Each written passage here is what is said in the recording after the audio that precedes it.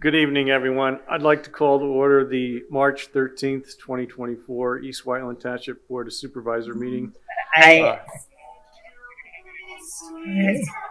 And we have some background activities we need to take care of.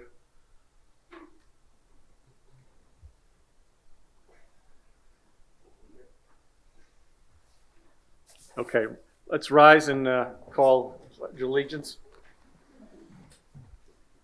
I pledge allegiance to the flag of the United States of America and to the republic for which it stands, one nation, under God, indivisible, with liberty and justice for all.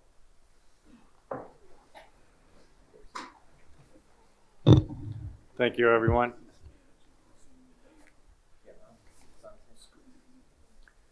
I'm Scott Lambert, Chair, and seated to my right, far right, is Peter Fixler, Supervisor, Rich Orlo, Vice Chair, and to my immediate left is our Solicitor, Bernadette Kearney, and our Township Manager, Steve Brown.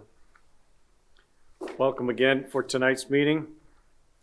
Executive sessions were held on March 13th, beginning at 4:30 today, and we discussed legal, personal, and real estate matters. To be, we'll have an update from Steve Brown pertaining to our grant application process. Thank you, Scott. The grant applications are updated whenever we have news, and we provide information at our monthly public meeting. I think we may have mentioned before. If not, I'll just mention it briefly.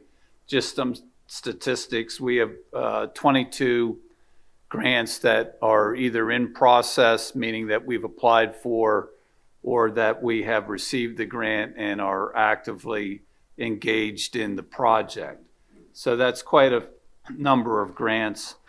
When you total all the awards that we have received since 2019, it's almost 10.5 million.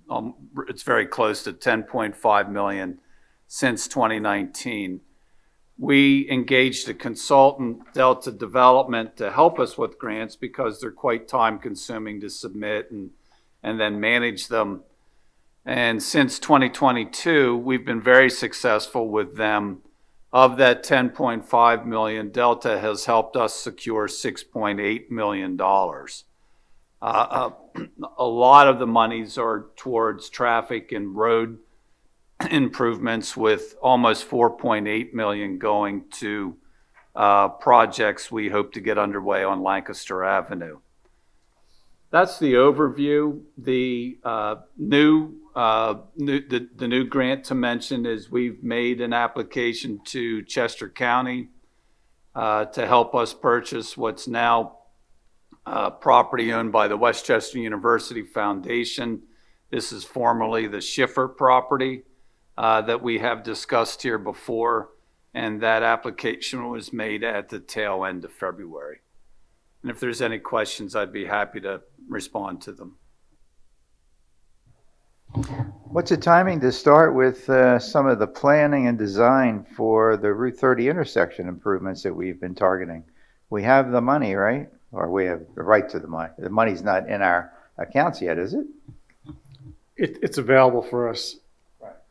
We're having one additional meeting next week with DVRPC, in which we're going to be discussing some modifications based upon some of their standards that we hope will get us onto the TIP.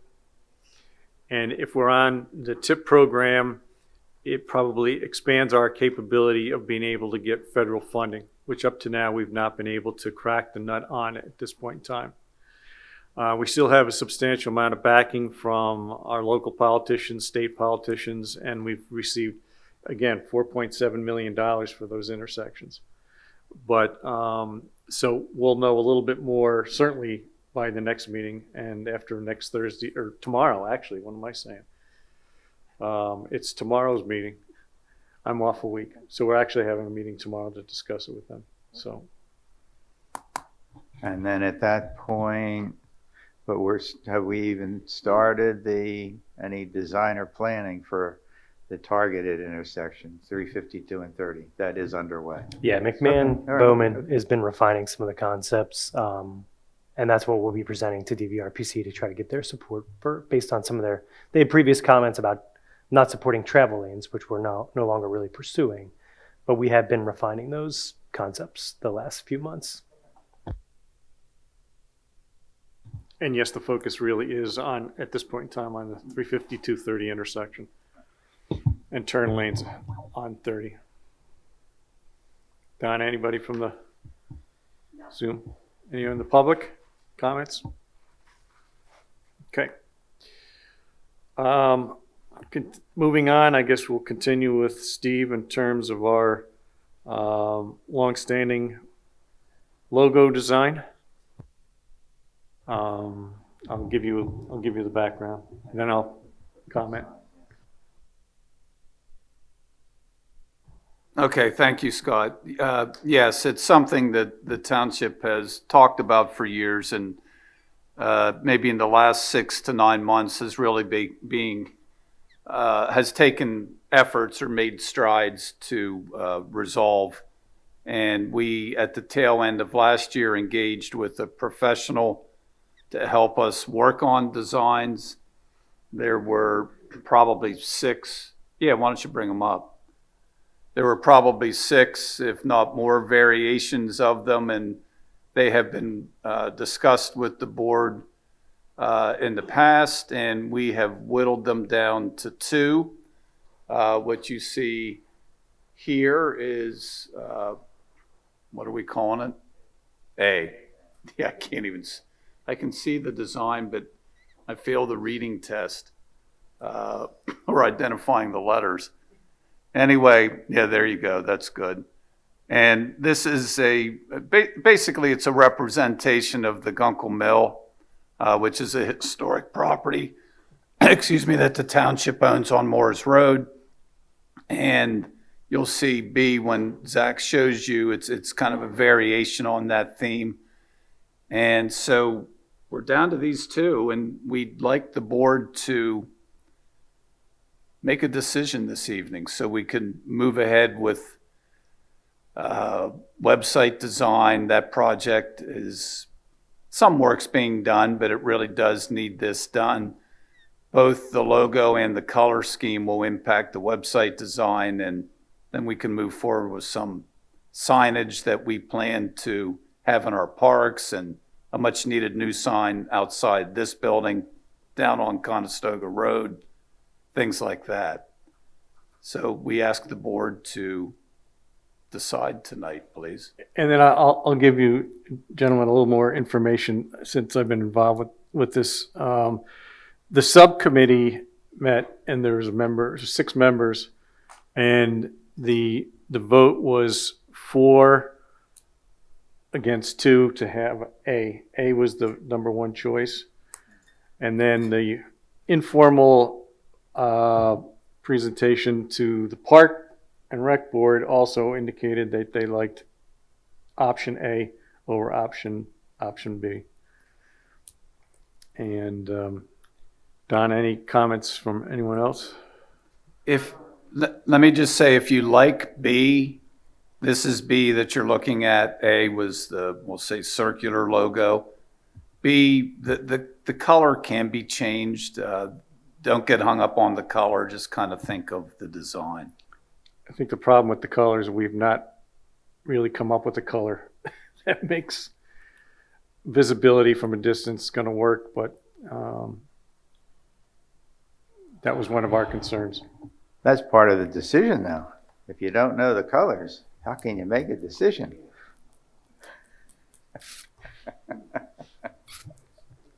In terms of the 2, I think I like the simplicity of A, but I like the information on B better. And if it were the 2, I'd prefer B because of it says our catchphrase, the heart of Great Valley. It gives the charter establishment in 1765, and I like those things to be out there in the public because it's cool historical information in one sense, and the catchy in the heart of the Great Valley in the other.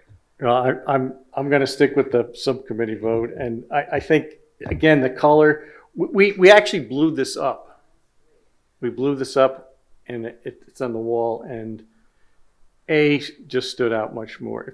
We're going to be putting this on a number of different logos, so you need to have a visual representation that you can see. A is definitely the better, right. simpler. I'm just saying the information on B is what I value. So that's where I throw my vote. Yeah, Donna. Donna was on our committee, and she's got a comment. I'm just going to say that B, that's up there now, it is going to be in a circle, and it is going to have, just so everybody knows, it is going to have the Heart of Great Valley around it also.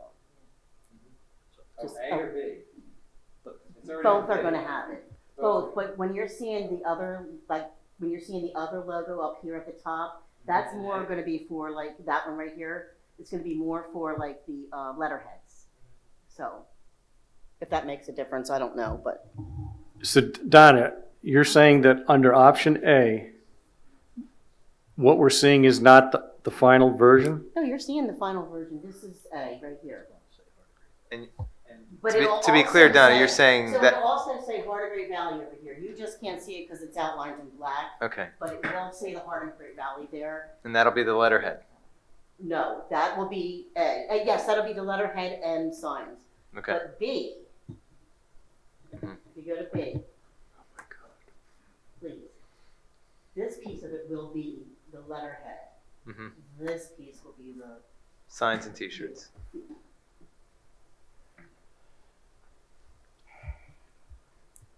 because. Can That's- I make a recommendation at this point in time? We're not ready to vote on it. It could, We can until we can take a it's vote. it's not done. I'm ready. If right, the well- Heart of Great Valley's in there, I'm on board then with A. Okay. Yeah. Then because obviously Heart of Great Valley is important to you, so I want. So I'll make a motion, or would you like to make a motion, Rich? I guess. I'll make a motion to go with, it's A, right? Yes, it's A. Choice version A for our township's next logo, shirt, letterhead design. A second. I'll second that. All in favor? Uh-huh. Aye. Aye. Great. Okay, we're done. Thank you. I'm leaving. Thank you.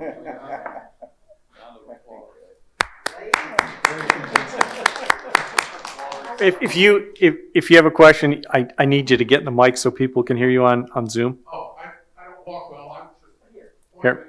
One of them said established 1704. Yes. No, it's not. I'm sorry. It's 1765. 1765. We separated from West Whiteland. That was the split in 1760. Right, that's right. Thought it was a typo. Yeah. We did.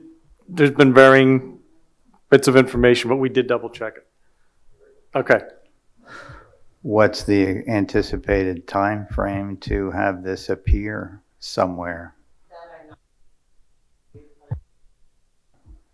I'm not sure if we actually have a timeline. No, I don't. I mean, we can go back to, her name's Heather, and she can finish it up for us in a matter of days. Yes.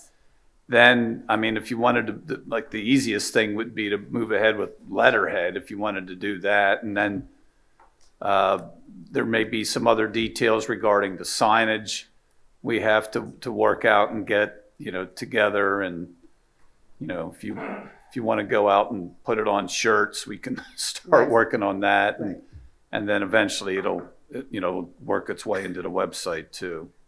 Will this change right here? Yeah. Yeah, oh yeah, Mhm. yes. Believe it Yeah. or not, that's state. That's a state symbol, Right. not township. Right, and we've talked about, if you haven't noticed, the frosting on the glass as you come into the meeting room is brand new. We have talked about adding the logo probably on either side of the doors or something, but so the logo would be there as well.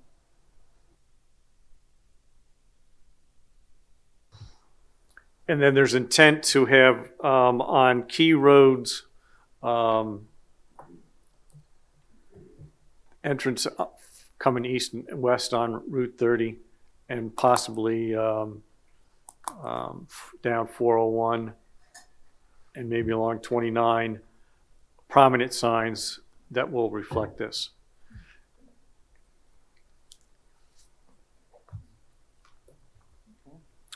Okay, moving on to 2D. Steve, you're up again with open space update. Well, this will be Mr. Barner. Thank you, Mr. Brown. So as the board knows, the township's been working on some ideas for dedicated open space funding, including potential open space tax. Currently, we're going through, I'll say, the financial analysis on that.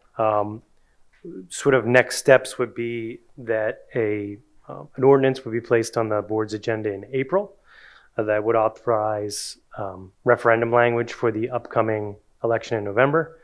So we would advertise that in April, and the ordinance, if so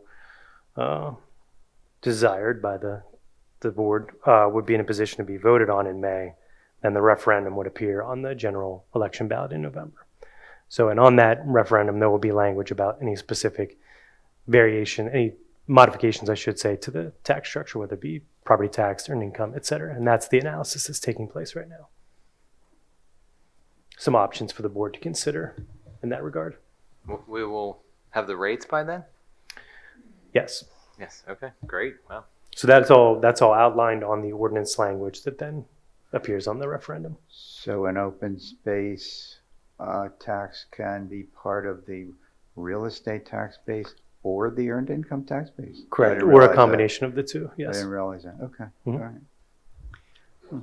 And I'll add that Natural Lands who has done this in most townships. We're one of the few townships that does not have an open space ordinance. They're assisting us in the analysis and direction, and there's a team of them that are involved.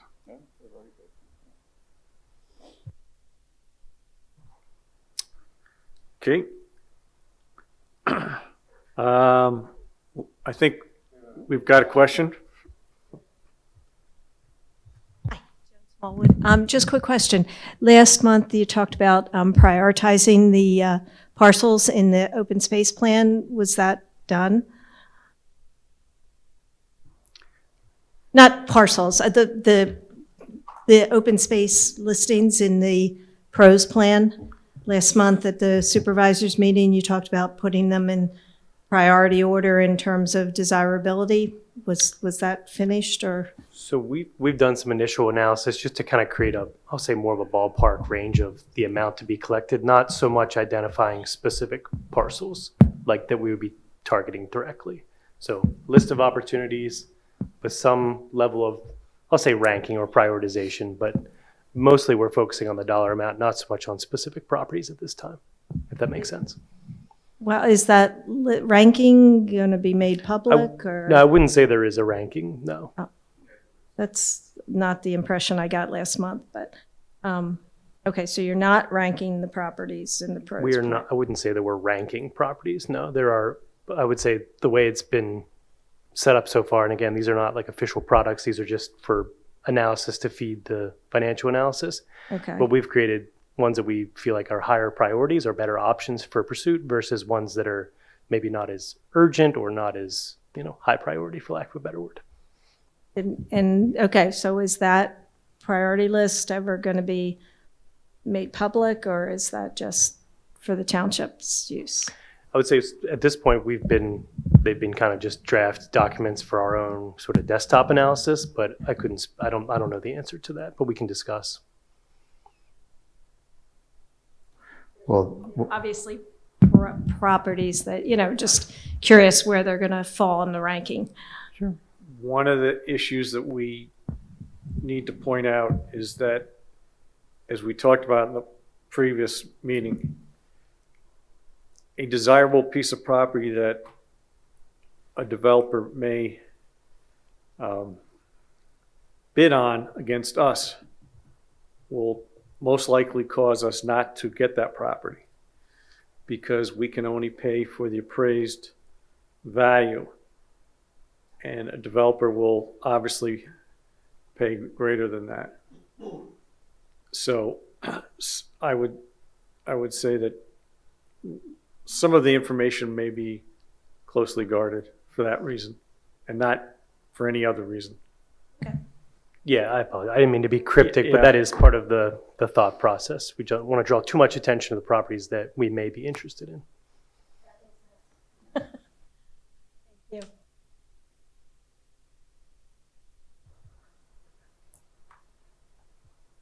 Okay, moving on to Larry, I guess, or Zach, are you going to talk? No, I'm here. Oh, you are here.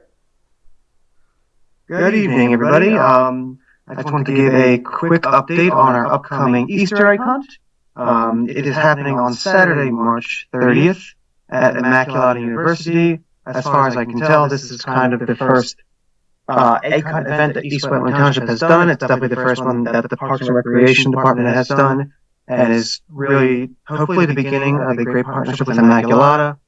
It is free for everybody to attend.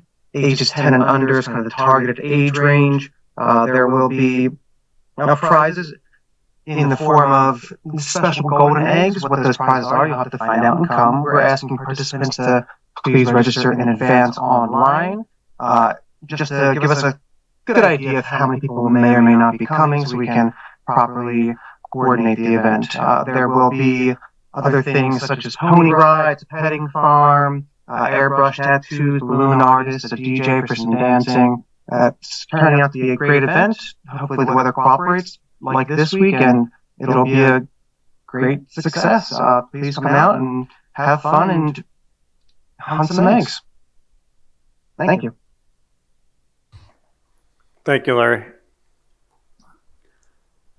Moving on to 2F, Steve, if you can kind of give us, unless Chris Yeager is on the Zoom. Okay. He's on, but I'm not sure that he wants to talk. Okay. We can, He's not well. yeah. I hope you feel better, Chris. Steve, you want to give us an update here? Yeah, no, I'll do that. There's a group that had approached us a few months ago about doing a litter cleanup in the township, and they are focusing their efforts at the interchange of Route 401 and 202. And it's this coming Saturday from 8 a.m. to 10 a.m. The group's name are the Litter Lifters, which is, I believe, a local group from Township not far away, and Keep Pennsylvania Beautiful. As I understand it, they're getting some help for some local students, and both our police and I believe fire police, I don't know about our fire EMS staff will be there, but because this is a busy intersection, there will be plenty of, I guess, protective measures taken so that the volunteers can clean it up and help make the township look better. Okay, thanks, Steve. Any questions, Donna? No. Okay. Moving on to section 3 on board motions. Steve, you're up again with a minor detail. Yeah, we have talked about this a couple times in our recent monthly meetings about the need to appoint a professional CPA. I did not see the resolution in my packet. I guess it's there somewhere, Donna, but in any event, there should be a resolution that is approved. appointing Malley as our CPA who will perform our audit, which they perform our audit every year. We just haven't been taking this formal step. Certainly nothing major. No. Right. Yeah, no, it's not major. In fact, we'll do this. We really should do it at the reorg meeting in January. And so we'll back it out. We'll do the advertising in late November, beginning of December of this year. And then in January of 2025, we'll appoint Malley. So we'll just get it into our normal routine of reorganization. Peter, would you like to make a motion? I would love to. I'd like to make a motion to approve the appointment of Malley to be our CPA. Second? All in favor? Aye. Aye. And passes. It was in the packet last month.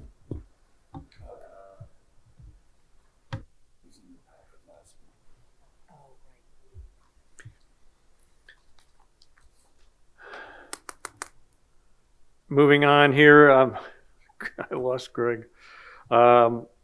If you can lead us into our new Assistant Fire Marshal information. Thank you, Mr. Chairman. Later last year, after the inception of our life safety inspection program in the township, it was recognized the need to have a full-time assistant fire marshal within the township to head up the life safety inspection program, various fire and life safety initiatives in the township, and fire prevention education. So staff approached the Board of Supervisors to get this full-time position approved in the 2024 budget, and it graciously was approved. So this year we advertised for the position both internally and externally. We interviewed 4 candidates, 2 internally and 2 externally. And I'm pleased to make the recommendation that we appoint one of our current full-time firefighter EMTs, Daniel Matthews, to the full-time assistant fire marshal position. And his first shift in that position would be on April 8th.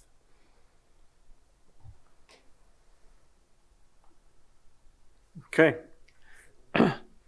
Looked over everything, it looked fine. Any questions? Rich, you want to make a motion? Yep, I met Daniel at the fire company meeting Monday night. He was very capable. I make a motion to approve the appointment of Daniel Matthews to full-time assistant fire marshal. I'll second that. All in favor? Aye. Aye. And passes.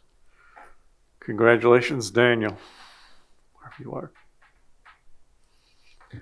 And we plan to do the formal presentation at next month's Board of Supervisors meeting. Okay, great. Thanks, Greg.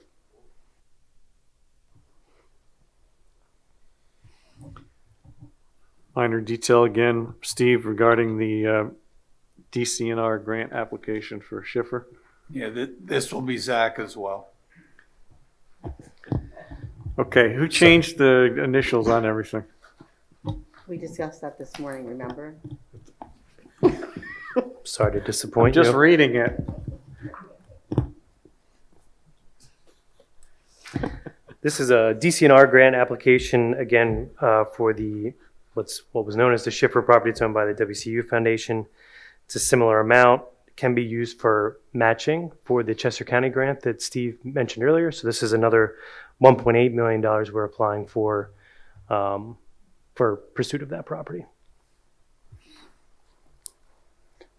Peter, would you like to make a Love to make a motion to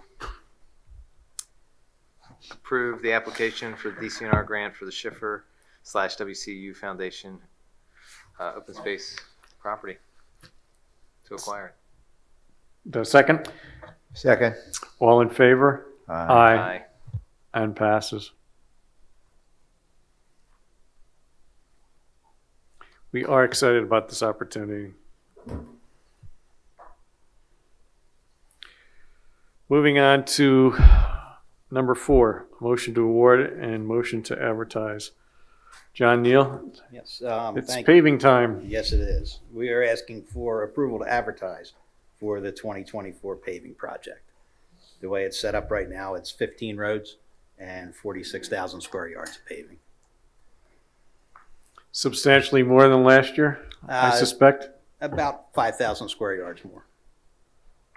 Okay. More, yes. Is the list, I don't think it was in the packet, was I it? sent the list over. It's, we're all over the township, but Okay. down east, Beechwood, Buttonwood, some of Malvern Hunt, Okay, and okay, a couple other streets. all right.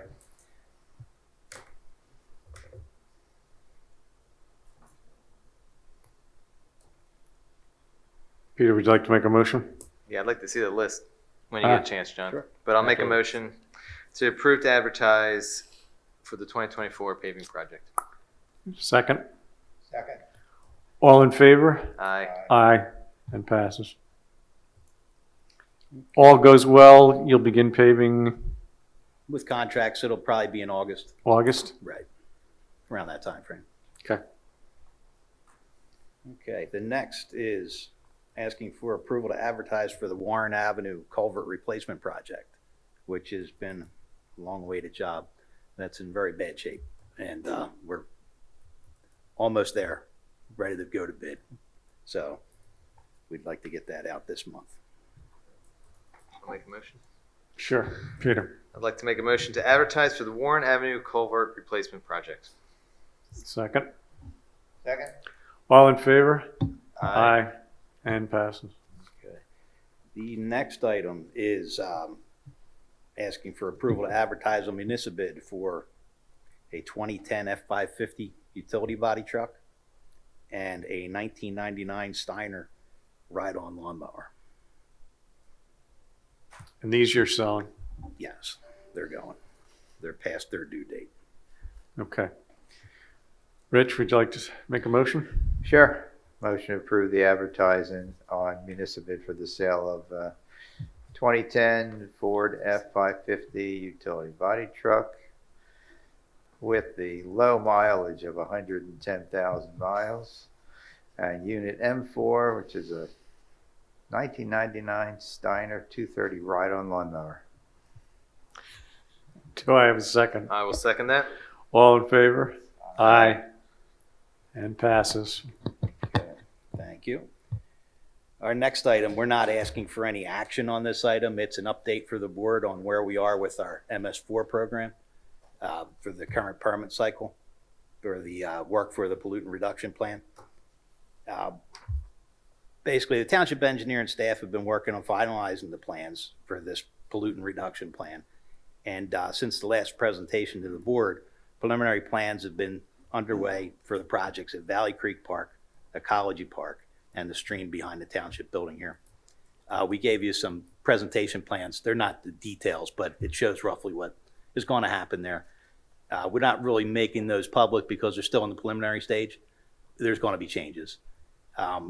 We've also met with Trout Unlimited, and they are fully involved with us to help with their experience and expertise so that we get a project that works for everybody and does the most good in these pretty sensitive areas with Valley Creek.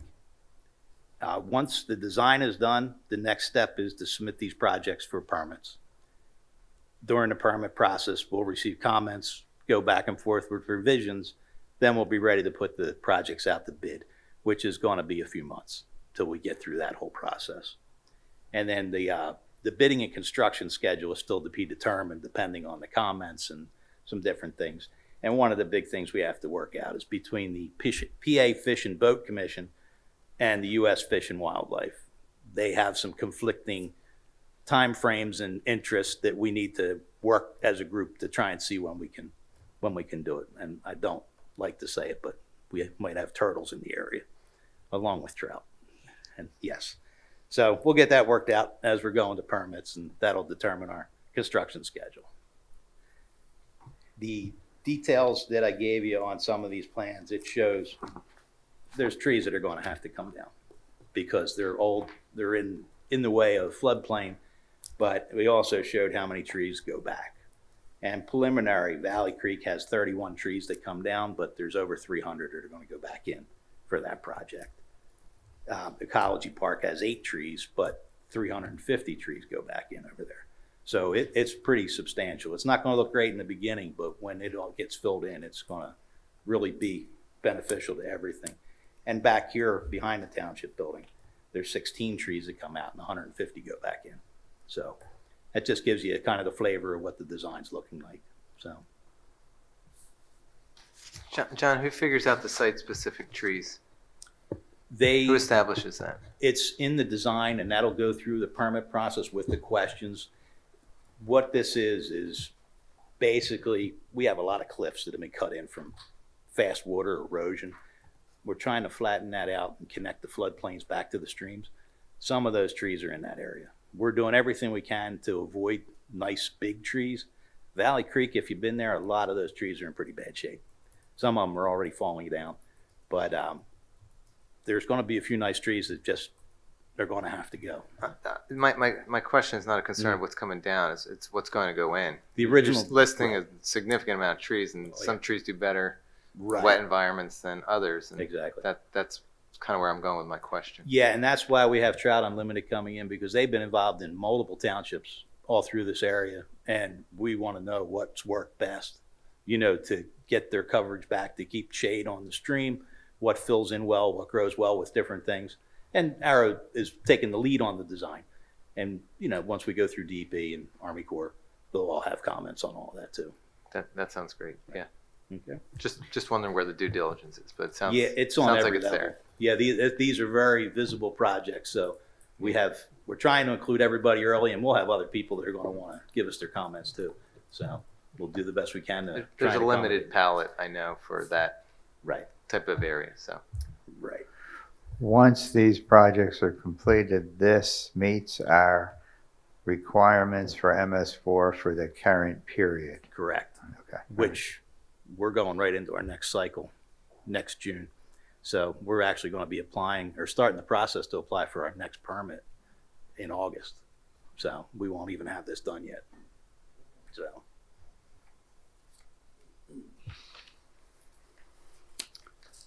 Okay, thanks, John.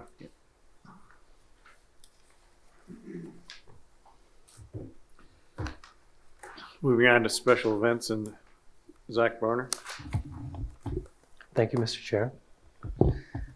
So a few years back, the township repealed its special events ordinance. It was pretty bare bones ordinance, and I think it led to more questions as to what qualified and how we process them.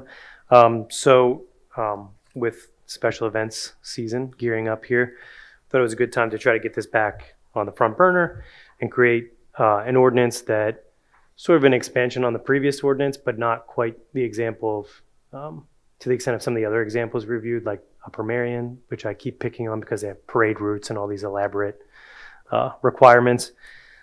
We've created a new definition that kind of lists some examples, things like festivals, concerts, block parties, car shows, things like that, to try to get an understanding of like what types of events would be required to go through the review process and get a permit to hold their event.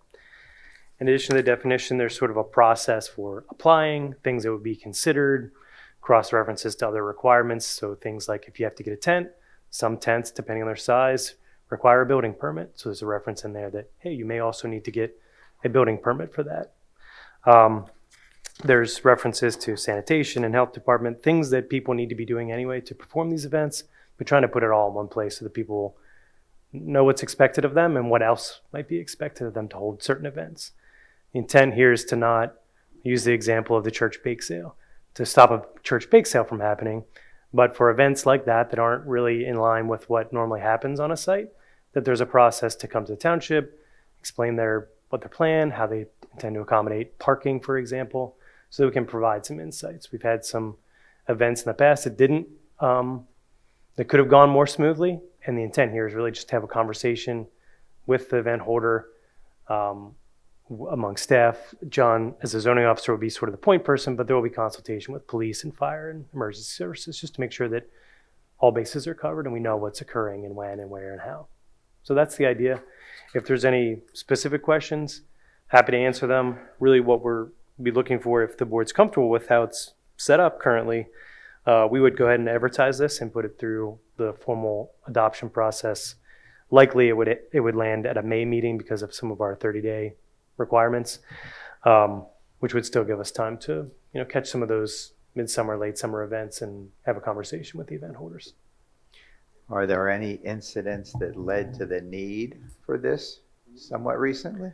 I would say not somewhat recently. There was a couple of even township events that, what we ultimately ended up doing was sitting down with a group of people and talking about road detours and where are people going to park. And we realized, look, if we're having trouble getting a good plan together ourselves, clearly we need to be having these types of conversations with other people as well. I wouldn't pick on one event in particular, but there was an event a few years ago which kind of prompted us to repeal the existing ordinance because it was, I would say, just problematic. It was unclear in some ways. Zach, I know you presented this to the planning commission last month, and it is definitely an ordinance that is difficult to zero in on. There's a lot of moving parts, and they couldn't come to a consensus as far as how to make changes to it. They did have a few comments, but nothing real specific. And I was hoping that we would get something out and maybe run it by them, maybe informally. Is that still a possibility? Yeah. Or are we against the time? We have a real time crunch.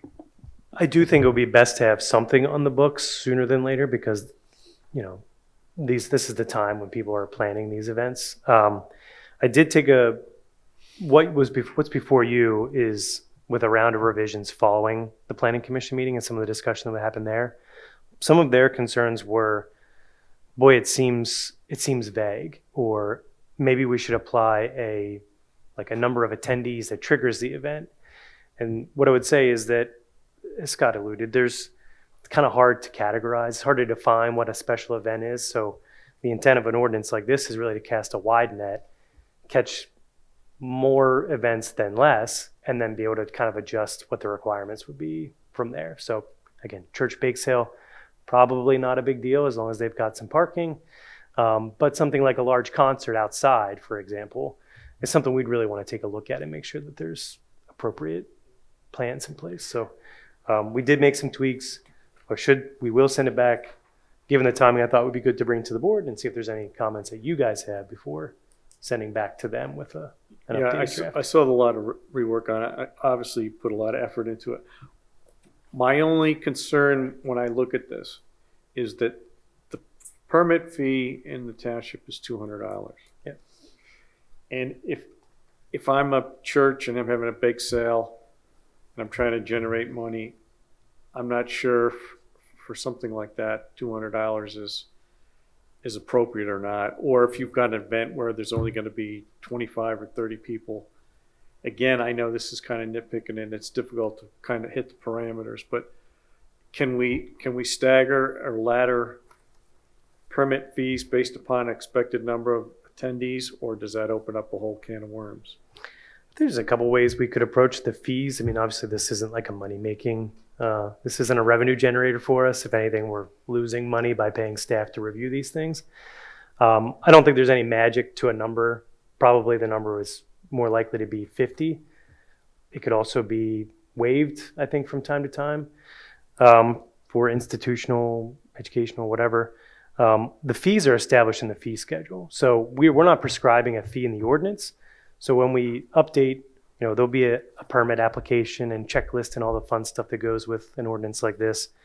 We can create some, I'll say, latitude in the fee schedule, I think. We could exempt certain types of entities. We could, tier it by number of attendees. That might be a better way than trying to regulate just based on a number of attendees. We just found a lot of problems with trying to pick the right number. A small event could be a big deal in a small neighborhood where there's not parking, for example, and the number 30 means nothing in the corporate center, for example. So fixating on a number just seemed problematic. But for fees, I think that's up to the board. I don't think there even needs to be a permit fee for any specific reason. So we have latitude in that regard, for sure. This is more oriented towards outdoor events, right? This is not intended to cover indoor activities, is it? I would say it's certainly more the intent to cover outdoor. And again, it's hard to describe. Like we could come up with a list of 100 events and still miss 10 that, you know, might require special handling. I suppose there's a case where like a large conference, or if there was some sort of like large pool to an indoor, like, you know, not so much the Desmond, because that's what they're set up to do. But the idea is for things that are happening on a property that don't normally happen, like, you know, a large backyard wedding. Hey, do you have parking for all these people? Or do you have bathrooms? You do? Okay. So again, it's really hard to prescribe all the different things that would apply to such an event. I don't think we're going to tell people how to have their wedding now. No, I think it'd be more about making sure that they're not trying to block off roads, or that they're parking all over the place and creating issues for the neighbors and things like that. I think it'd be sort of tailored to the event itself.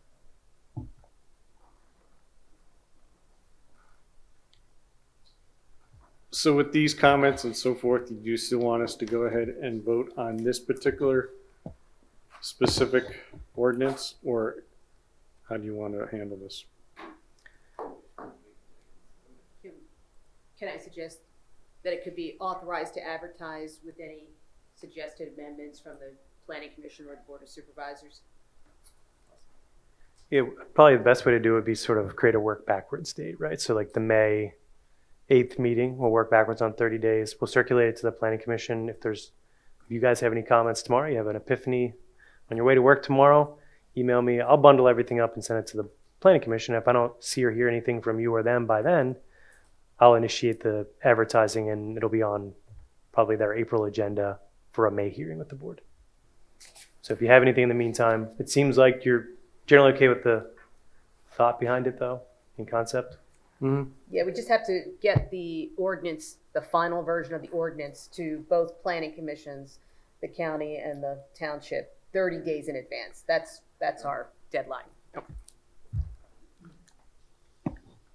Okay, Rich, would you like to make a motion? Yeah, I'll make a motion to approve the advertisement of the proposed special events ordinance amendment. Second? I will second that. All in favor? Aye. Aye. Good to go. So before we go any further, we do have a question that came in during the time we were talking about this, but it's actually for 4B, Warren Avenue. Kathleen Stauffer, go ahead, please.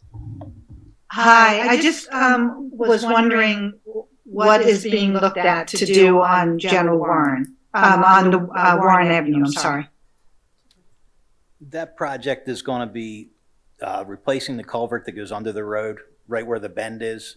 It replaces all the guardrail in that area, and it also replaces and upgrades the storm sewer on the east side of the road. Okay. When it's completely done, after all the utilities are done, everything that they do out there, that road will get repaved too. Okay, good. I agree with you that it needs help. So thank you for that.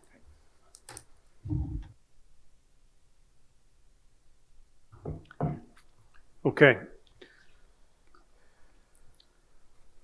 Zach, will have you continue with planning and development? CCIU. Sure. So the first one here is consider rendering a decision. This is the land development application for Chester County School Authority, or the Chester County Intermediate Units Child and Career Development Center at 40 Moores Road next to St. Gobain. This is a preliminary / final development application. It was discussed a bit last month. We've since drafted an approval resolution with some specific conditions to this project and the normal boilerplate about getting agreements and things like that. So it's in a position for the board to vote on. If there's any questions, I can try to answer them. And the applicant is here as well, their legal counsel, engineer, and a representative from CCIU.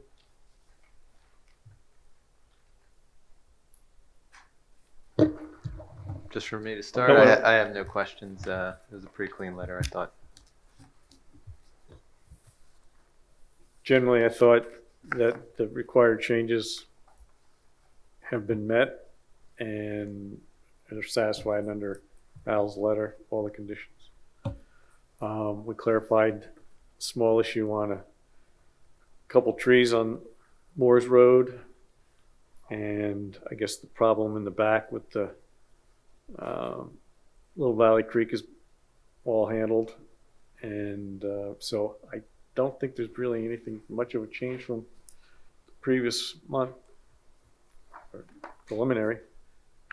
Yeah, that's right. And So, again, there's cross references to the conditional use conditions. All the things that were represented at that time are still still relevant. prevalent.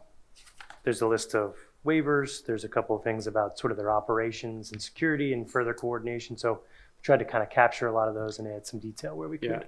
Yeah, and I think in the preliminary and all of that, we really dug really deep into and got everything taken care of at that one. So I personally don't have any other questions or concerns. Same, I have none. It's fine. Don, anyone out in the public? Okay, then I guess, is there anything you want to say? No, we're very happy with the way things have gone. I think the only clarification I made with Bernadette was that, I know the sewer situation is a little bit upside down, and I just want to make sure that we can do whatever we can to try to guarantee that we'll have capacity whichever way the court decision goes, and that's something that we don't have to have in the resolution, but I'll work with Bernadette on after tonight and hopefully get that nailed down.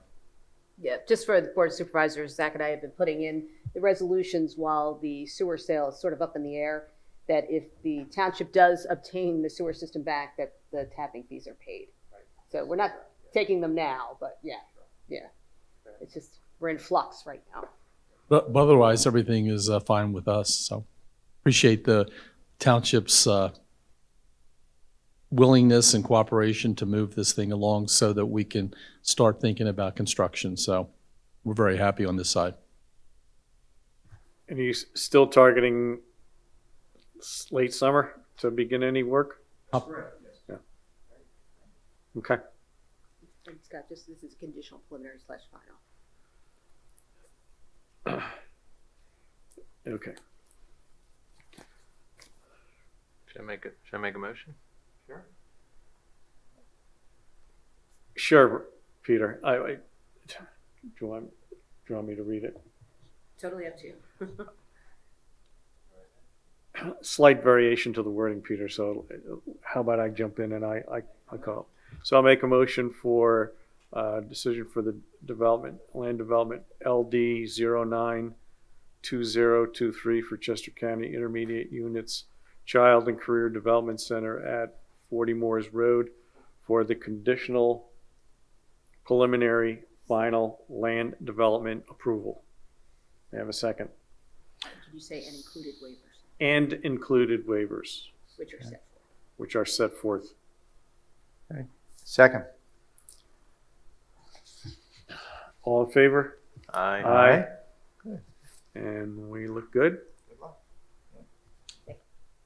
Joe Lubitsky, Director of Administration with the Intermediate Unit, and I just really want to say thank you to the Board of Supervisors, the Planning Commission, certainly your administrative staff, legal counsel, and consultants.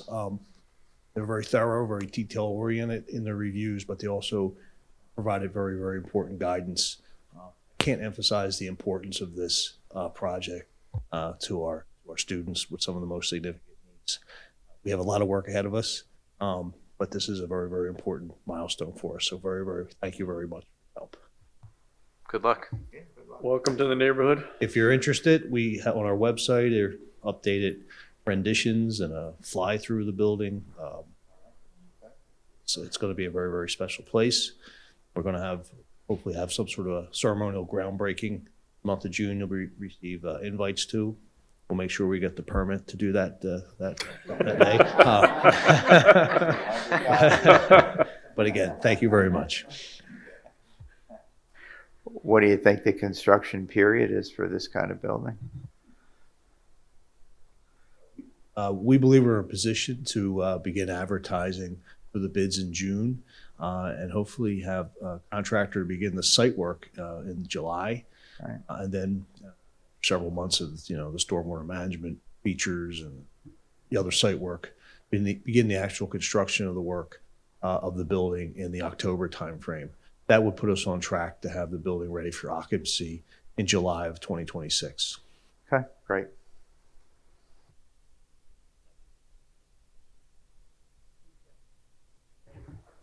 Thank you.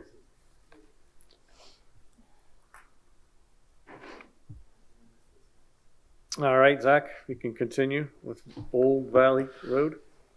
Yes, sir. So the next one here is more of a discussion of the plan and then consideration to draft a resolution similar to the one, hopefully much shorter than the one we just wrote for the last project, but to be in a position then for action at the next meeting. So I'll kick it over to Scott Deisher from JMR to talk about the project.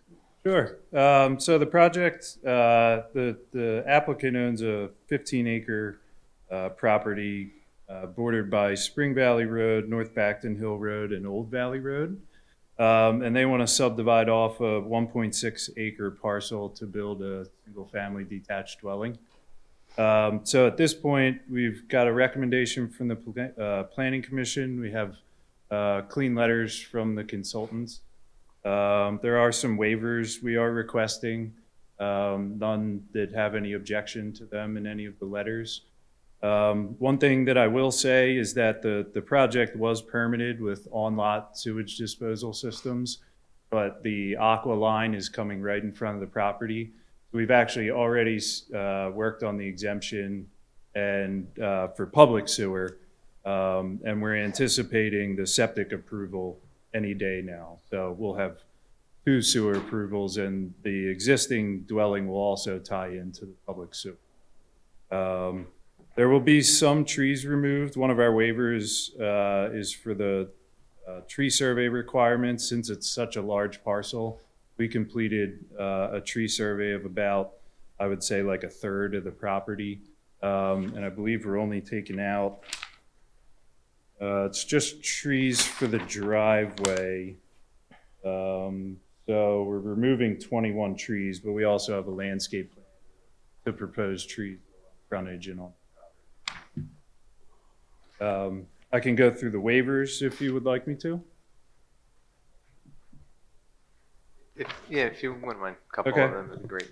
So the first waiver that we have is swales shall be a maximum longitudinal slope of 9%.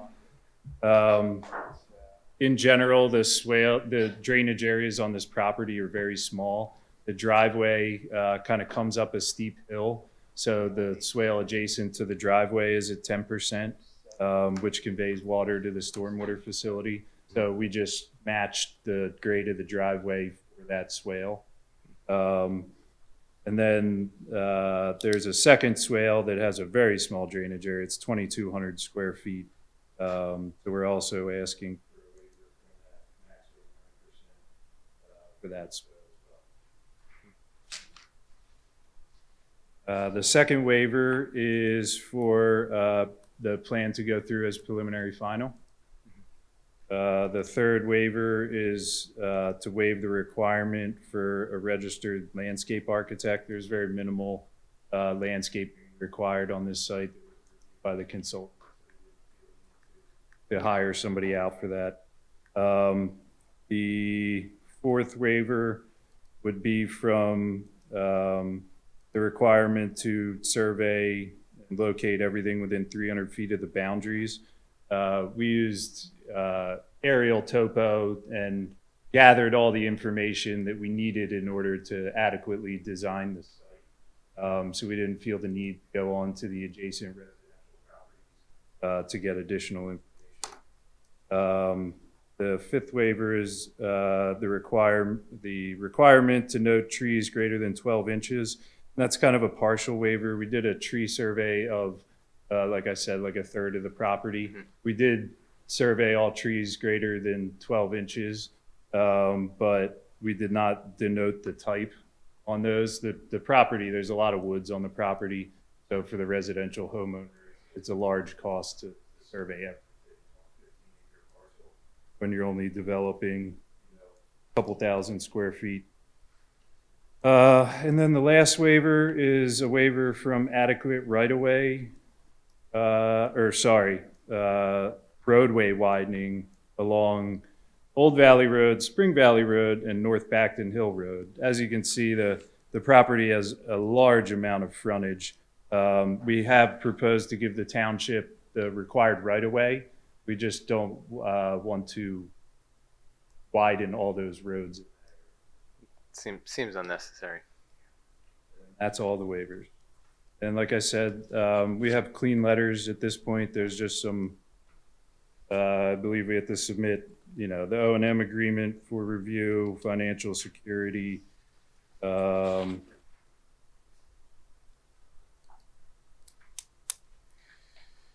then there's one small stormwater comment, it looks like. Dewatering calculations for infiltration bed 2 shall be provided based on infiltrates and limiting zone separation in the field prior to construction.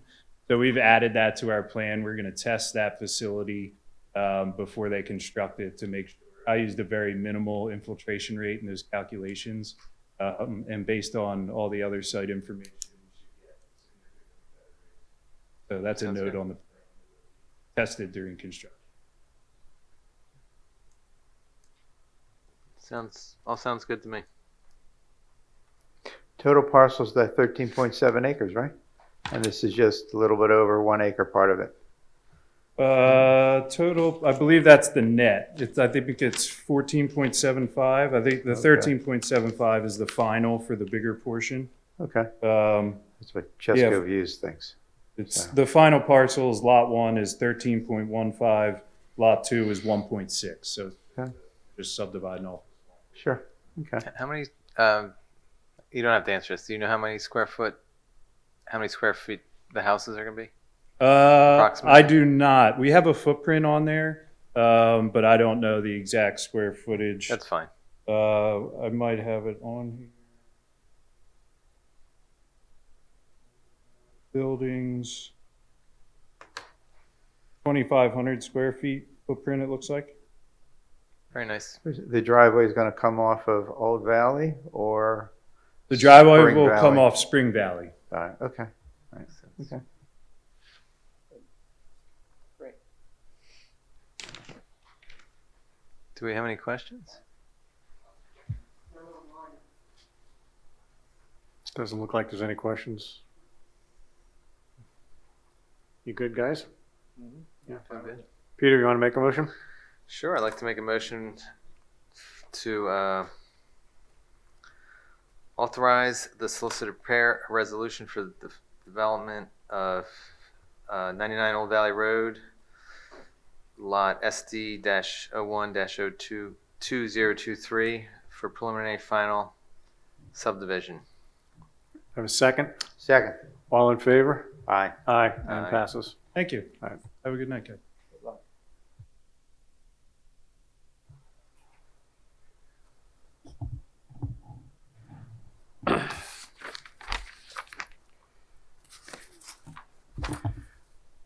Zach, if you can kind of give us an update on Bishop 2 redevelopment and the new revised extension date. Sure. So at the last month's planning commission meeting, the applicant and their legal counsel were there to provide sort of an update to the planning commission. And they had stated at that time that they intend to revise the plans and resubmit. So in order for the plans to be reviewed and considered, an extension would be needed to carry it beyond the current extension date of April 30th. So they've offered an extension to June 30th, a whole 2 months later. What they did say at that meeting is that they anticipate, though they couldn't guarantee, that there may be some additional details from DEP and perhaps even some aspects of the pending settlement that would provide a little greater clarity on the environmental issues, which are, of course, front and center for the township and other interested parties. So what I'm thinking is that we may get a plan later this month that will be reviewed and then proceed on to, go through the normal cycle of going to the planning commission and onto the board. So what's before you tonight is just consideration to accept that offer of extension. Do we have it in writing yet? Did the letter arrive? Yes. Yeah, it came in yesterday afternoon. I forwarded it along, so I apologize if that didn't pop out. We did send word to some of the neighbors that attend regularly, to the Riverkeeper and to DEP, to let them know that the extension had been received. Yeah, no problem. And if we don't want to accept the extension at the moment, we still have another month because the current extension runs through April 30th. That's correct. Right.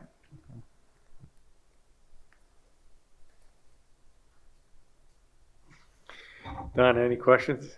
Yes, we have a couple questions. Carol Rapp, go ahead, please. Yes, hi. I just wanted to comment, of course, just say no to any application. But I find it curious that they could be submitting a new plan when everything isn't even finalized yet for the cleanup. So I'm just baffled by how this continues, and how they can submit a different plan when we just don't have the final details. So I just wanted to share my thoughts on that again, but I appreciate your time. Thank you. Thanks. Kathleen Stauffer, go ahead, please. Yes, I'll second what Carol just said. I don't know, I do not understand why you cannot say no. It still is not clear to me. And then my one question I do have, is there a limit to the number of extensions the developer can have? No. This would be the simple answer. No, there's no real limit in any sort of legislation that limits the number of extensions that he can request or that we can accept.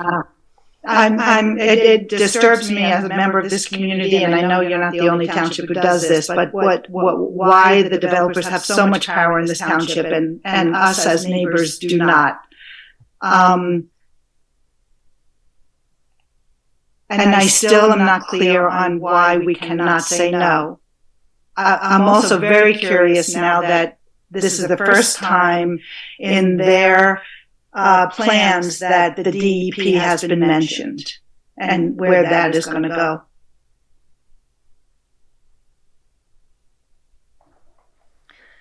Is the decision of the board to grant an extension a discretionary one? Yes, under the MPC, yeah, there are certain timelines we have to meet, as Rich has indicated. The prior extensions to April 30th, so any action you would have to take would be by April 30th. So yeah, it's discretionary.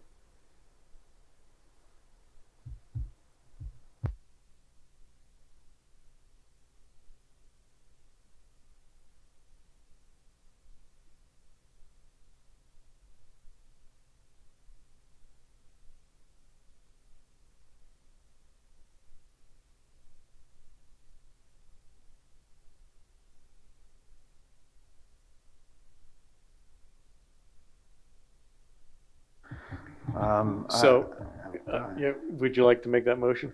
Yeah, I'm hearing everyone. I understand. We understand the history of this development. Since we do have an extension till April 30, what I would prefer to do is just defer the decision whether to accept the requested extension to June 30 until next month, without committing either way. I'll take that as a motion. Do I have a second? One second. All in favor? Aye. And passes.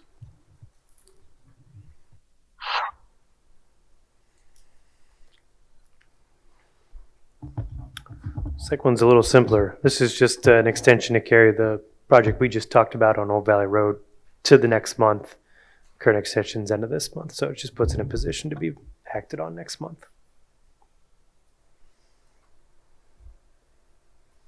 Still need a motion. Sure, there's no problem with this one. Yeah. Would you like Just to need make a motion? to Yeah, accept. motion to accept the extension for 99 Old Valley Road till April 30. So I have a second? I'll second that. All in favor? Aye. Aye. And passes.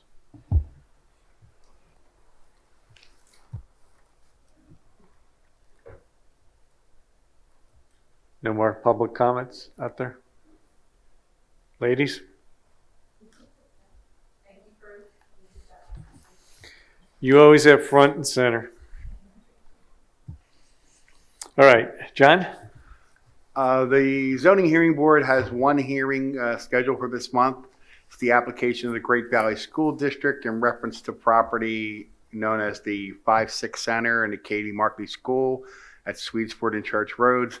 The application is for variances to section 200-83C 1, 2, and 3 to allow for the erection of signage to exceed the regulations of the code to service a recently expanded and consolidated campus. I forward you some plans on email, and a representative of the applicants is here if there are any questions to answer.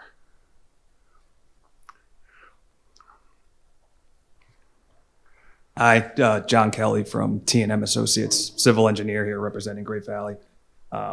Just specifically the variances that are being requested for the signs are for 3 site signs, each greater than 20 square feet in area, and then also for a building sign that's also greater than 20 square feet in area. I think John had distributed plans showing kind of depictions of what those signs are going to look like, the 3 site signs, and then also the building sign. So I just want to take any questions if there are any from the board as far as those site signs. And then also with me is Mark Hitchcock from Schrader Group, architect on the project, if there's any questions related to the building sign or anything architecturally speaking. I think we're a little bit handcuffed from the standpoint that we just got this today. So we're trying to go through this and formulate and understand. Sure. So essentially we've got an LED sign that is larger than what the ordinance is allowing, correct? Correct. Yeah. So there's 3 separate freestanding site signs, all 3 of which are greater than the 20 square feet than the code allows. But there's only one LED sign, right? Correct. And then there's 2 additional ones? Yeah, 2 additional just stone veneer and granite freestanding signs that will display, yeah, there you go. That'll display the names of the school, and then 1 sign that has a stone veneer base, and then atop that is an LED sign. My other concern is I'm not sure how much time. This particular area is obviously has some residential overlap to it, and I'm not sure in terms of how much exposure the residents have or noticed of time that they've had to look at this and to maybe come forward with questions. John, have you heard many concerns or phone calls? We have gotten a few inquiries already on it. And that would be because of the sign that was put out there, our sign? No, our sign's going out on Friday. So our sign hasn't even gone out. Yeah, our posting on the property is Friday. I'm not exactly sure how they found out about the application, since it was just submitted to us last week. But the question has come up. 2 neighbors have requested. One's filling out a right to know tomorrow to take a look at the plans in the application. And their biggest concern sounded from the 3 phone calls that I spoke to people on was the LED sign. Right. Because I advised them not having seen the plan. I advised them, the approximate size of the LED sign and the 2 monument signs and a wall sign on the school. Their concerns weren't the monument signs. Their concern was the LED sign. Sure. That is indeed my concern, and my motion would be to send the solicitor to the zoning hearing board in opposition to that signage. Just the LED signage? For now. For now. Again, we're just getting kind of this information. I haven't really been able to fully digest how it's going to appear and look in its locations. So it is of general concern because it is such a residential neighborhood that I am opposed to the LED sign. I'm not really have a firm opinion on the monument signs.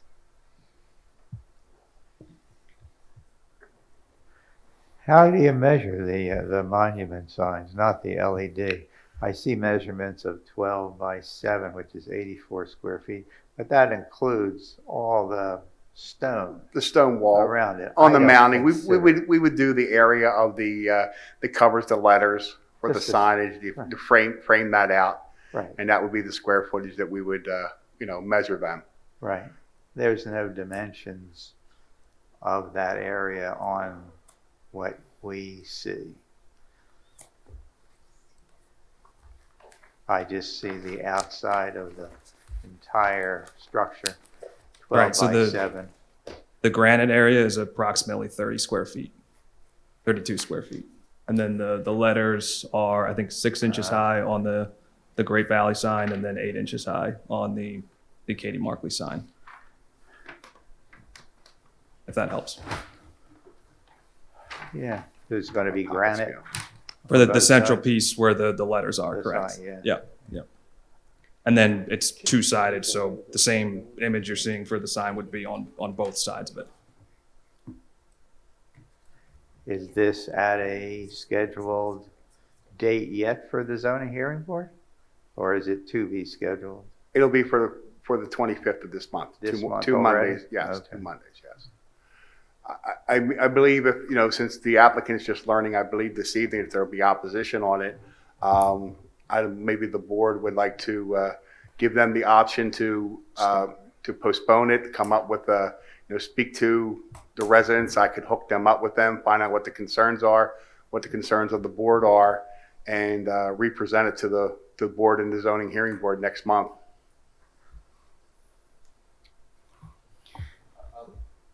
You have to go off. I'll be crystal clear, John. I'm opposed to the LED sign.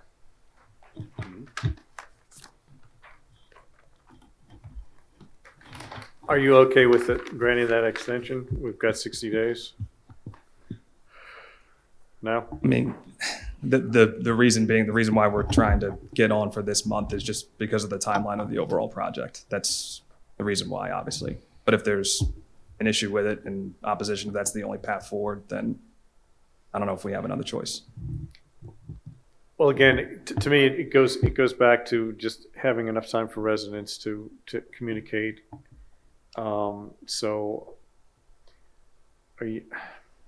I understand you want to get this done, Sure. and you're in the middle of this project. But I think the residents have should have the opportunity to voice their opinion in a timely manner. And I think if we don't get an extension, it's kind of rushing it through. Yeah, I'm not sure what I'd have to look at the submission date. What the MPC says, you have 60 days to schedule a hearing. We can double check that there may not need to be an actual extension per se, but I do understand your urgency with the school opening later this summer, essentially. Is the board, I guess I just wanted to ask a clarifying question. Peter, you mentioned that you're not supportive of the LED component.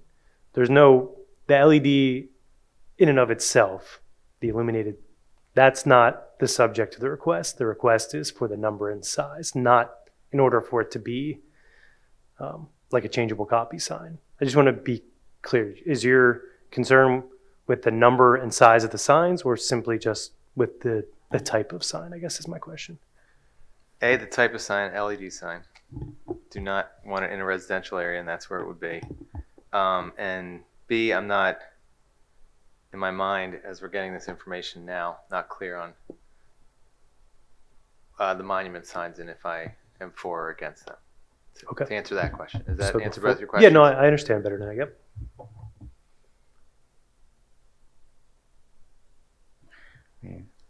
I'm okay with the monuments, the LED. Right now, we have no LED signs anywhere other than on Route 30, even for institutional use. So, Yep. I'm not sure that's entirely true. I don't have an inventory, but I think there are some not so far from here, I should say. firehouse. There's one at the firehouse. Yeah. But I don't know all the numbers, but most of them, like you said, are on Route 30. They're in a sort of a different environment, let's say. True. Yeah. I mean, does it make sense for the school district to go for, if there's no opposition on the monument signs, to get those in? And clearly the one on the building. Yeah, that was going to be my I don't question. think Yeah, could we move anybody's forward with at least that? Objecting to the one on the building? No. The kids are old enough to read, so they're going to know where to go, I think. Right, but yeah, still it's just because the lettering on the building is greater than what the code allows, so Right. that's why. So yeah, if there's an opportunity to parse that out so that that can at least move forward while the monument signs and the LED sign are being worked on, I think that would be helpful. The entrance to both schools is off of Sweetsford? The main entrance that's shown on, I think it's sheet 3 that's on there. So the main entrance will be coming from Sweetsford Road, correct? So folks who are driving in, they'll be basically driving directly and looking towards the main entrance of what'll be the 5-6 center. Oh, okay. Yeah, so that's part of it too, is that if you're driving in there, you can at least see that that building's the 5-6 center, and then obviously Katie Markley's there now. Is what I think what's being asked or suggested is to amend your application to allow the wall signage to proceed? Because it seems like there's less concern from the board, is that? And then I the can only others. speak for myself. I don't have a problem with the wall sign or the 2 monument ones. The LED's the issue that we should work through. I agree. I agree with that. And also, again, to give residents time to voice their opinion. So, I guess. I mean, we're not making any decisions. We're just deciding whether or not to send. But we could potentially send Bernadette to the zoning hearing board with certain conditions that we agree upon. Okay.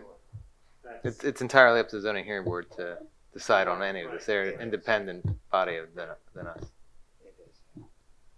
But the one thing would be, tonight you would authorize our firm to go out and oppose the application.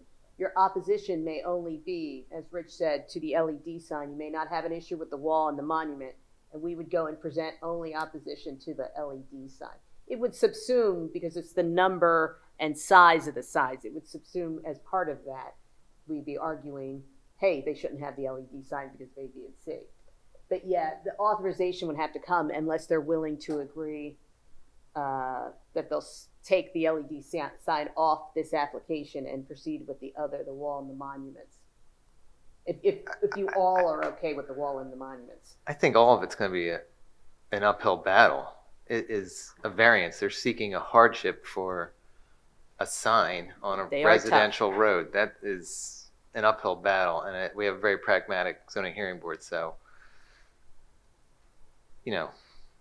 your opposition may be a moot point to them, as they're very pragmatic in their. That's also true, yeah. So. Isn't there's already signage there just for KDM right now, right?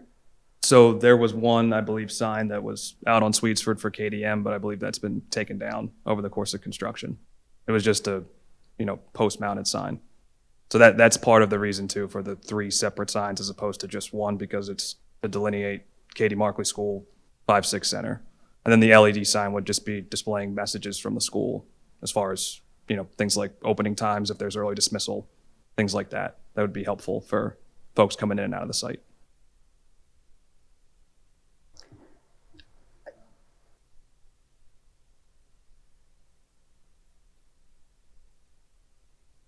Hi, Mark Hitchcock with Schrader Group Architects. We're the architects working on the building. The LED sign would also be, helpful for the community and just knowing what events are going on at the school. So I just wanted to add that. As long as I got a permit. So there is actually a question from a resident. Okay, Anne, please go ahead. Hi, everyone. Thanks for taking me on here. We do live near the school. I do appreciate your thoughtfulness in slowing this down, considering we just got notice of it. We're at 51 Church and have been dealing with this whole thing for over 2 years now. And I would appreciate slowing this down, let the residents see the plan. We are definitely against an LED sign. None of our schools have it. I don't think they're necessary with websites and everything else. Information is already out there for everybody. I also think that the sign on the building needs to be looked at by residents as well. I think we all just need to take a breath and take a look. It's not fair that they're pushing this through this quickly. Thanks.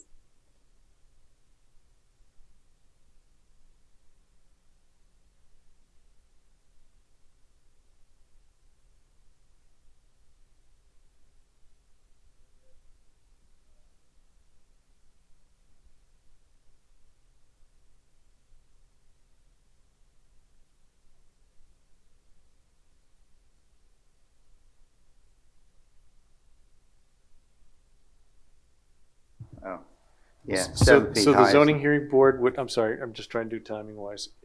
It's up, what's the date on it? Of March. So that would only give 2 weeks for residents to kind of come together. I think that's too short. Mr. Chairman, what we also did was to let the public know, a copy of the application and the plans were placed at the front desk. They're available for if somebody needs to stop in and take a look at the actual plans. And if they send an email to my attention, and we can hook them up with a right to know to get a copy of a PDF sent to them with the same information on it. Okay. Hopefully people on the Zoom are hearing that and they can pass that information along to move this. I mean, personally, I don't have really a problem with the non-LED sign, but I'm concerned on, again, the timing for residents to comment. That's my only concern, but I think they have the opportunity to have a reasonable time to comment and maybe to come to some agreement with you guys. So from that standpoint, I would like to see it move to the April zoning hearing board is my preference. So I guess we have to ask. It's not our decision now. Yeah, I was just gonna say, we could, in addition to what John mentioned about placing copies at the front desk and try to make them as available as possible, we can go ahead and put them on the website. I'll let the board decide how they want to proceed, but one thing John and I could do is also follow up with the applicant. Maybe there's some conditions that we could help formulate. I know in the past there's been, in the example of the Covenant Church application on Route 30, they agreed to certain restrictions on illumination, like how bright it could be, so to speak, and time of day restrictions. So there may be some things like that we could suggest to help allay some of those concerns. Right. I was going to say too, I believe it's written out. There's certain restrictions that the LED sign would have to adhere to. I think it can't be illuminated between 10 p.m., 6 a.m., things of that nature, and then levels of illumination, things like that. The LED sign would be designed to meet all that criteria. Right. Yeah. You know what we went through over there and elsewhere, so I'm okay with that. I think that might be a reasonable solution for everyone. And then we can get some feedback from the residents to you guys, so that can help you in your discussion with Great Valley. I don't know what discussion we're having. It's up to them if they want to push the application, and it's up to the zoning hearing board on what they want to approve. And it's up to the residents to show up at the zoning hearing board if they're for or against it. They're probably not going to show up if they're for it, but we can't put conditions on this. It's up to the zoning hearing board, correct? We can suggest conditions. That's something that Bernadette That's could something that carry Bernadette- forward. okay. If those are the types of things that you're concerned about, we can write conditions, suggest conditions for the zoning hearing board to consider. And yes. I'm just asking these gentlemen if they're willing to, while it's in their court, to work with us a little bit under those conditions that I was talking about. Let's see if we can get it resolved. I don't know about that. Yeah, I mean, like Peter said, we don't have the ability to require you to defer it. You can go and take your chances, knowing what we mentioned, our individual thoughts through John, make it to the zoning hearing board, and or through Bernadette if seems like there is objection to the LED. So I guess that one part, even if the hearing is held on 25th, would be told. So.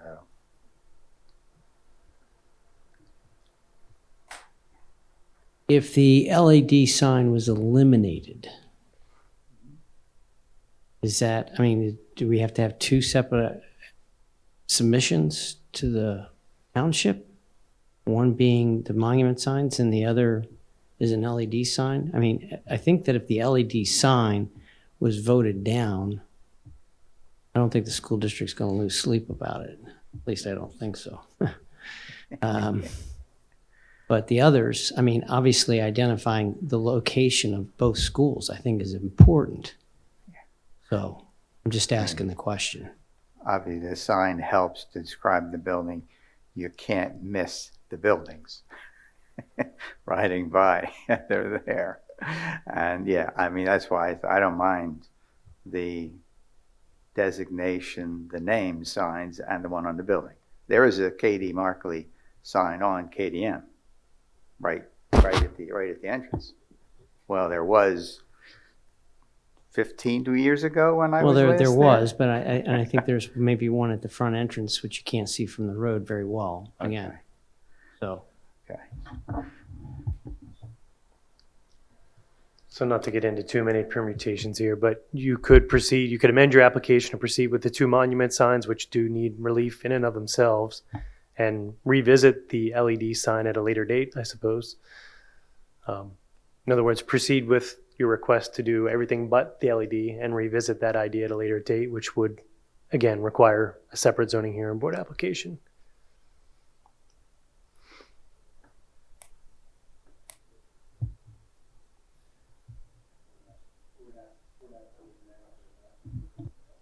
We're okay with the monuments.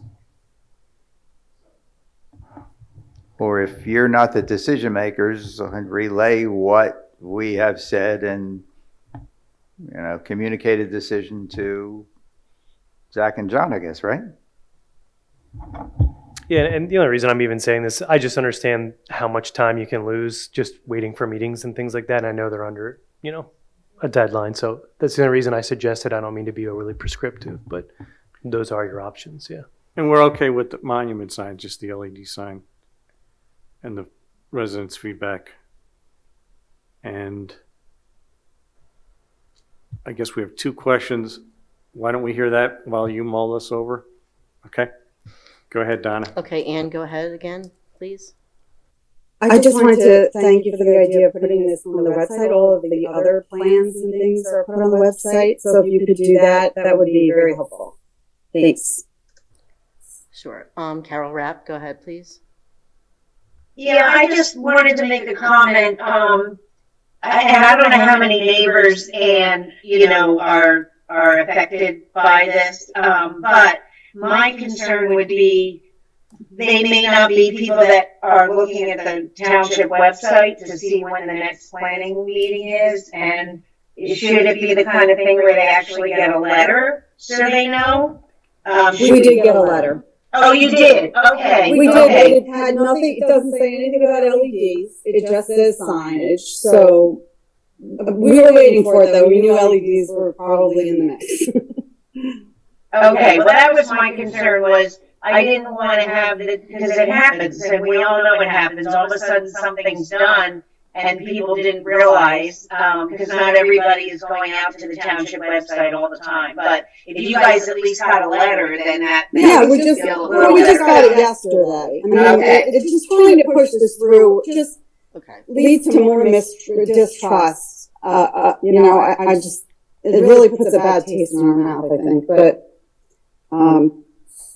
anyway, we'll look for the plans. We'd like to see them. Thank you.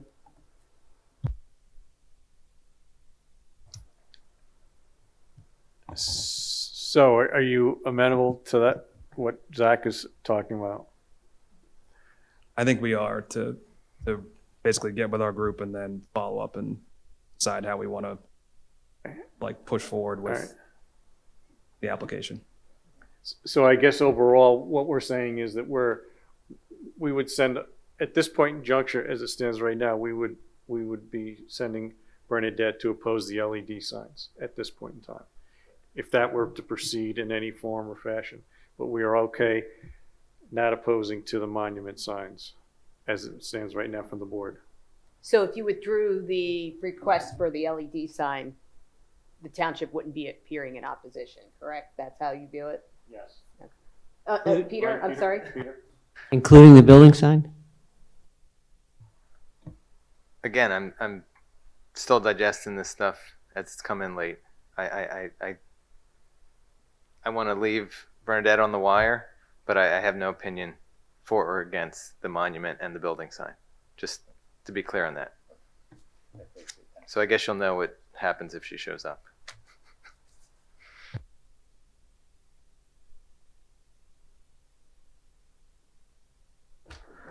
Yeah.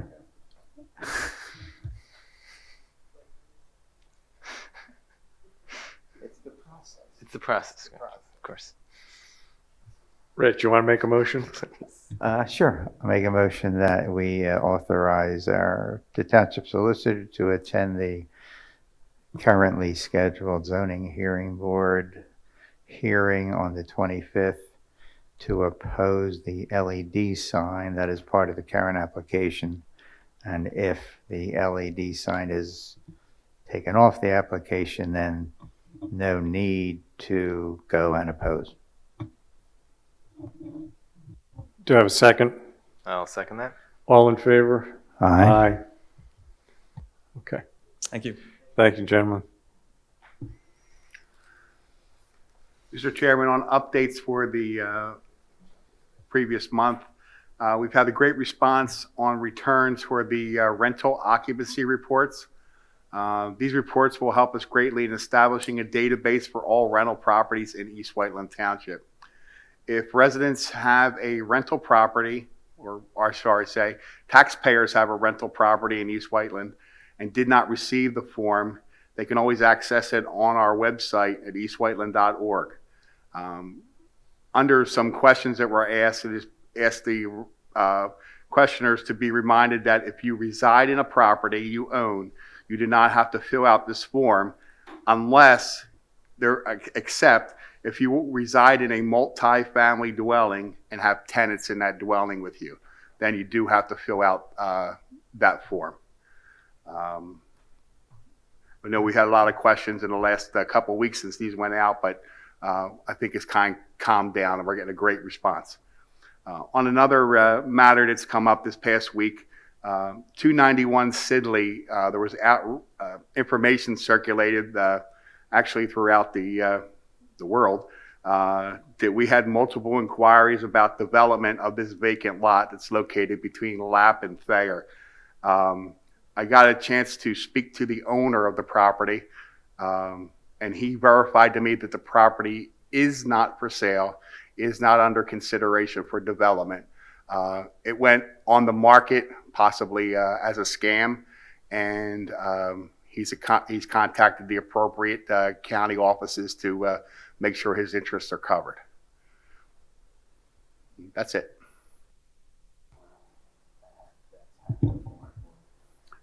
John, just clarification. My understanding is that there still remain cars in the friendly parking lot on Route 30, but you have talked with the owners and they're progressing in a direction. In Friendly's lot, they parked without a UNO, as we discussed last month. Cars there, they were notified that the operation or that use was not a permitted use on that property. They applied for, on the advice of their attorney, they applied for a use and occupancy permit, which was turned down, and they may be applying to the zoning hearing board or removing that. So we're going to do an enforcement notice stating that the use and occupancy application was denied, and give them a period of time in which to vacate the property. Okay, so glad to see we're on it and moving forward. Okay, Donna, anyone out there? No, we don't have any questions. Okay. Thanks, John. Any public comments for topics we haven't talked about? Okay, moving on to the consent agenda. I'll read it its entirety. Questions, pause me or ask me at the end. Approve the meeting minutes from February 14, 2024. Ratify the payment of the bills for February in the amount of $916,771.20. Accept the treasurer's report as of January 2024.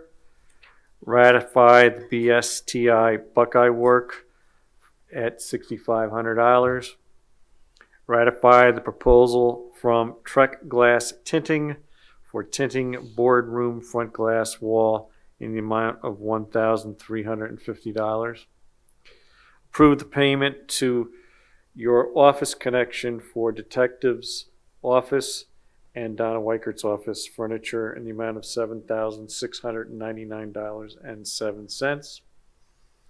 Finally, approve the final payment to Flyway Excavating Incorporated for the final bill for Ravine Road in the amount of $206,559.20. Does that Ravine Road count towards our MS4? No, how come? No. It was along the, it kept the road from falling into the creek, right?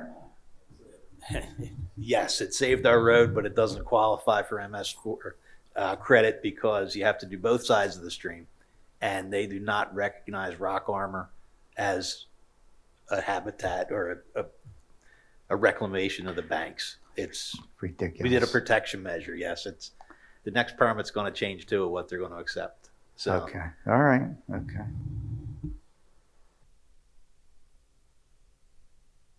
No other questions? Then I'll take a motion on the consent agenda. I'd like to make a motion to approve the consent agenda as read. Have a second? Second. All in favor? Aye. Aye. And passes. And we have an adjournment at 20 after 8.